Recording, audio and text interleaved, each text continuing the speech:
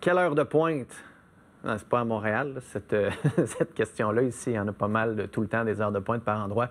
Il n'y a pas vraiment d'heures de pointe. C'est toute la journée. C'est plus, si vous regardez bien, Victoriaville et Drummondville qui sont en ce moment en train de courtiser fort probablement les banlieusards, de dire, ben venez vivre chez nous, les propriétés coûtent moins cher, il y aura plus de place, il n'y aura pas d'heure de pointe. Les cônes sont dans la forêt, c'est pas des cônes oranges. On va en parler avec Antoine Tardif, qui est maire de Victoriaville. Monsieur Tardif, bonjour. Bonjour, M. Foisy, ça va bien? Ça va. Pourquoi on irait vivre à Victoriaville ou à Drummondville? Les raisons sont multiples.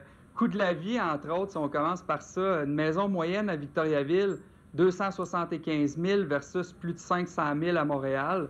Un coût de la vie. Puis dans la campagne qui nous amène, ben c'est le trafic. On a décidé de lancer ça parce que les gens de Montréal, de la Rive-Sud, entre autres, sont dans les ponts, sont dans le tunnel, perdent des heures dans le trafic à tous les jours. Chez nous, on ne vit pas ça. Puis on voulait capter l'attention des Montréalais pour les amener à regarder les opportunités à Victoriaville et Drummondville. Vous vous considérez comment? Il y a la ville, il y a la banlieue, il y a comme la campagne. Vous n'êtes pas la campagne, vous êtes entre la banlieue, puis c'est quoi, mettons, pour ceux qui ne savent pas trop, c'est quoi Victoriaville ou Drummondville? C'est pas compliqué, c'est le centre du Québec, ni plus ni moins. Victoriaville, Drummondville, on est les deux plus grandes villes du centre du Québec, mais on est vraiment central par notre localité géographique. On est à 1h30 de Montréal, 1 heure de Québec, 45 minutes de Trois-Rivières, 1 heure de Sherbrooke. Donc vraiment central, avec, comme je le mentionnais, un coût de la vie qui est beaucoup plus abordable que dans les grands centres.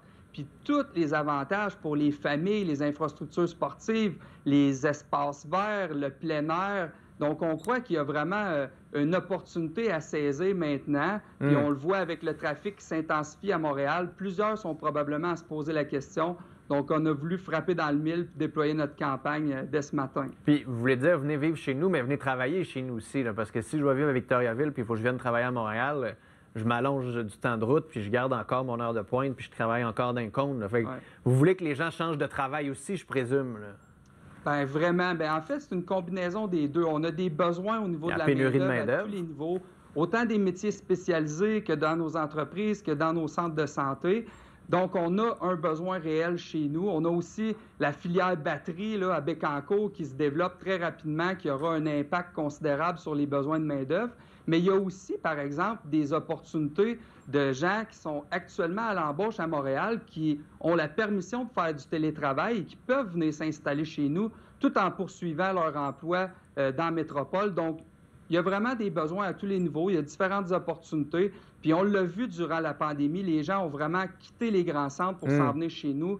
Les statistiques de croissance de la population sont exponentielles. Puis on veut capitaliser là-dessus puis poursuivre nos efforts. Je me souviens quand je parlais avec le député fédéral de votre région, il me disait il y a des places dans ma circonscription qui n'ont pas Internet haute vitesse. Est-ce que ça, c'est réglé? Est-ce que dans vos villes puis dans les couronnes de vos villes, il y a Internet haute vitesse partout comme il faut?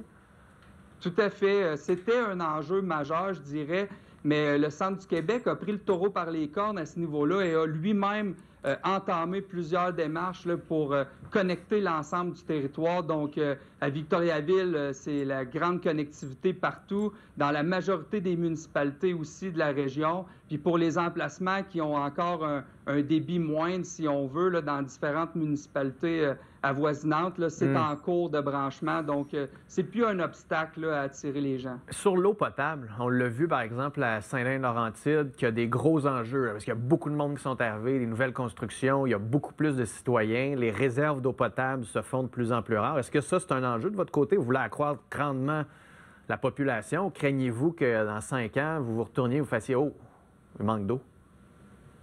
Non, pas du tout. Au niveau de l'eau potable, la ville de Victoriaville, notamment, a investi près de 50 millions au cours des dernières années pour sécuriser notre approvisionnement en eau. On a une eau potable 5 étoiles sur le territoire. On développe aussi notre ville en respect de l'environnement. Donc, on s'étale pas dans les terres agricoles. On est en mesure de développer des beaux quartiers respectueux du développement durable. Donc, non, c'est des défis, bien entendu, dans l'aménagement du territoire, mais aucun qu'on ne peut pas relever. Puis on est en mesure de bien accueillir les nouveaux travailleurs qui s'en viendraient chez nous Parallèlement à notre stratégie d'attraction de main-d'œuvre, on a une stratégie de création de logements puis de développement de notre ville. Ça se fait très bien actuellement. Bon, vous voulez combien de personnes? Donc, des gens 500, 1000, 50 000? En fait, on pourrait prendre des milliers de nouveaux travailleurs pour les prochaines années. Tous nos secteurs sont touchés, là, les restaurants, les commerces, les entreprises, les institutions de santé. Il y a de la place. Donc, tant et aussi longtemps qu'on n'aura pas baissé la pression sur le manque de main-d'œuvre, on va être prêt à accueillir des citoyens chez nous. Puis non seulement pour venir travailler, mais pour venir profiter aussi de notre belle ville et de ce qu'elle a à offrir. Donc, on va poursuivre le pied sur l'accélérateur tant et aussi longtemps qu'on n'aura pas baissé la pression chez nos entreprises. Antoine Tardif, merci. Puis quand vous venez à Montréal, bien, armez-vous de patience. Merci beaucoup. Salut. Restez là.